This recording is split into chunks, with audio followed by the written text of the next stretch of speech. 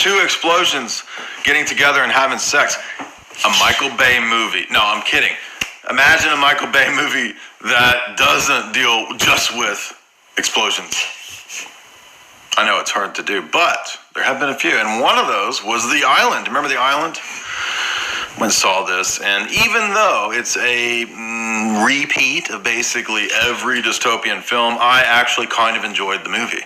It's not that bad. However, little side note, if you're a fan of Mystery Science Theater, then you probably know about the film Parts the Clonus Horror. The makers of Parts the Clonus Horror actually sued Michael Bay. I remember when I was at the movie theater watching The Island, I thought, this is really like Parts the Clonus Horror, the Mystery Science Theater installment, right? And then lo and behold, it was. Setting that aside, if we look at what's in this film, and Michael Bay does at times do movies that relate to Pentagon level type stuff. Remember the Benghazi movie, yeah? Now, this is a dystopia, and like all dystopias, it's going to mix together everything from previous dystopias, right? Brave New World, THX, you name it. But we are put into a synthetic environment where everybody is running around in their, workout Fitbit type.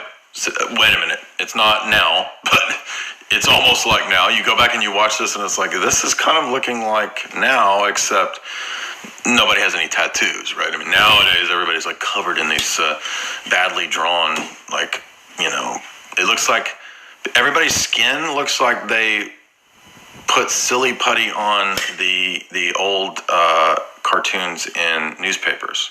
That's what everybody's tattoos look like. It's like silly putty pulled off of an old newspaper. Anyway, in this, everybody's running around with their workout gear all the time in this perfect environment.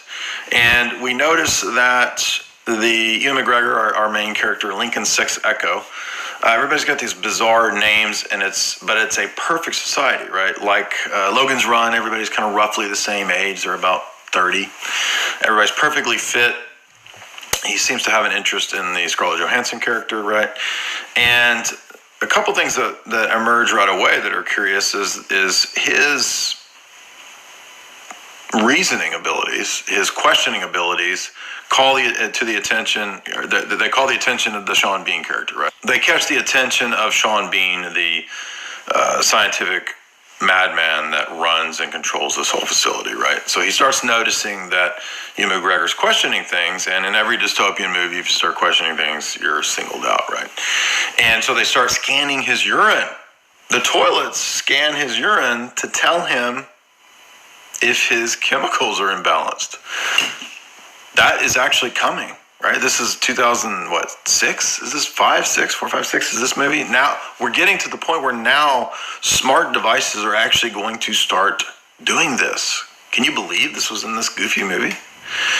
Well, that's not the only thing in this goofy movie, right? So they have a lottery in this society. The society is controlled by this lottery that everybody wants to win because they think they get to go to a imaginary island, right? Which is a kind of heaven or something like this.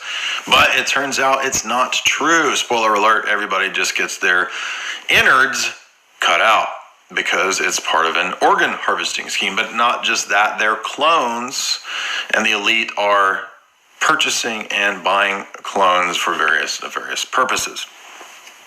Are there underground facilities with clones? I don't know, but I will not be surprised. I don't know. I can't, but I won't be surprised if we do find out in 30 years that, oh yes, by the way, there have been multiple Umbrella Corporation, Raccoon City, underground cloning facilities, and you just didn't realize it was always going on. This is definitely all in the movies. Again, nothing's going to surprise me because everything we see in movies, 20 years later, it turns out it was all true. I'm exaggerating a little bit, but not much, right? So, breakaway civilization, underground elite facility where they are cloning people. And it just happens to be out in the desert outside of Vegas. We're going to do another movie pretty soon with the exact same thing. Underground cloning facilities. So, they catch Lincoln 6 Echo questioning things. He notices a butterfly. If everything in the outside world has been destroyed by some kind of like, nuke release, I think that's the mythology, right? You can't go outside because everything's contaminated, but now there's a butterfly flying around. Well, how'd that get in here, right? So he starts questioning. He's brought in for his assessments, and we see a bunch of dissociation art, which is very interesting, right? Sean Bean has like these Picasso-ish drawings, and it's all dissociation and double mind and double think, which is cluing us in not just into like dissociation, but it's clones, right? They're copies of one another, right? And those clues are pretty interesting that they're there if you pay attention. So I'll give Michael Bay credit for a little bit of depth there. And then we realize that this super advanced facility is utilizing nanotech, right? They put the nanotech in Lincoln Sexacto's eyes, and then it turns out that it's not just organ harvesting, it's also surrogate children. You can have, if you are infertile and you want offspring, you can have your clone give birth, right? And then they kill the cloned mom, right? So there's total crazed, full-on illuminate confirm going on here.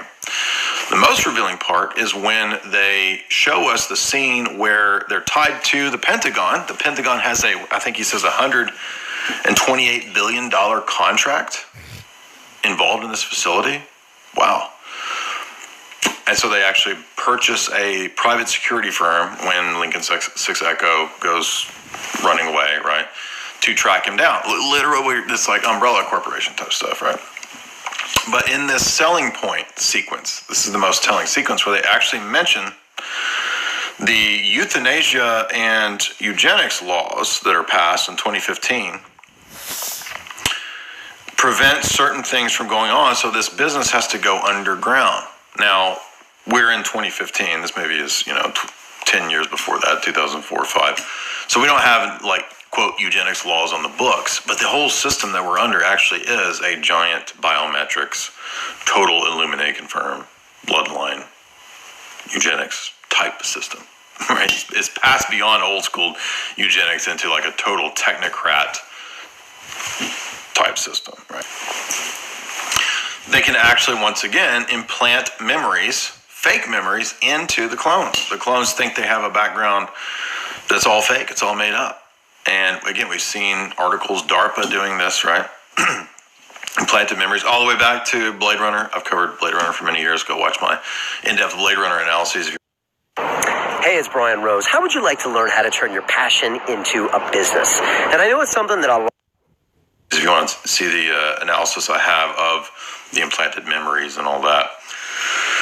And then we find out that this is connected to Merrick Biotech. And by the way, did you notice the Xbox ads in the movie? Interesting. Bill Gates, Xbox, Microsoft. Married to, connected to Merck, Biotech, Big Pharma. It's all kind of clear if you pay attention. And also we want to pay attention to the kind of esoteric level where the Sean Bean character is kind of like a demiurge too. If we look at it in the allegorical sense, just like with Dark City, you're trapped inside this, enclosed facility, and then when they all get out at the end, they emerge to see the sun, just like THX, right? Same thing. Plato's allegory of the cave is always the same story. Dark City, the sun comes up at the end. Same thing. But the weird message at the end of this is that it's the normal humans who are the bad guys, right? And the clones are emerging at the end to take over, right? So just like we see with the movies about AI, it's the bots that are the good, innocent entities, right? The bots that eventually evolve to have consciousness. The clones that are, oppressed rise up against their oppressors. And it's the evil humans that are the bad guys. Interesting. So I would say that this is another Gnostic telling. I would say it's definitely worth watching. It does have a lot of the patterns that we always see in the Gnostic tellings, Plato's Allegory of the Cave, but it incorporates a lot of interesting elements to the dystopian films that are not usually there, like the clones, right? So just like with Resident Evil, as we're going to see, is this something that we should be concerned about? How real is cloning, right? I mean, that stupid ear on the back of a mouse, that's BS, right? That's not actual growing an ear on a mouse. Are there human clones? We don't know. If you can you prove to me that there are human clones? Please prove it. I'm not going to believe it just on the basis of some, article somewhere. Anyway, it's an interesting question. I don't know yet. But if there are clones, I would say that, yeah, this is, we've been told this in movies like The Island, which are definitely Illuminate confirmed. This is Jay Dyer from Jay's Analysis. Be sure and tell me what you think. Did I miss? What did I miss in The Island? Tell me what I missed. Please help me. You can subscribe, click the buttons and all that stuff, and then also support me by going to jaysanalysis.com and subscribing there, or subscribing here on YouTube and buying the signed copies of Esoteric Hollywood 1 and 2. Thank you.